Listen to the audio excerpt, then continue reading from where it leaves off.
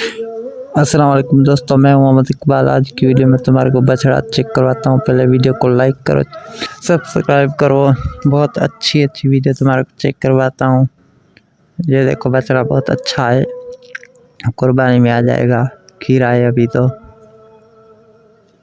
ये गाय आ रही, गाय चेक करो पहले। गाय बहुत अच्छी गाय है। ये 1,80,000 मांग रहा है। ये शाहपुर चाकर की मंडी में है, जिले सांगड़ में। बहुत अच्छी गाय है ये। वो 5 लीटर दूध देती है, इसका कहना है।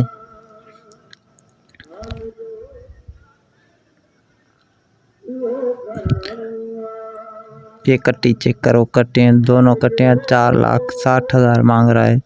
दोनों कट्टी की बहुत अच्छी कट्टियाँ हैं दोनों। वीडियो तुम्हारे को अच्छी लगे तो लाइक और सब्सक्राइब करो, नहीं लगे तो छोड़ दो।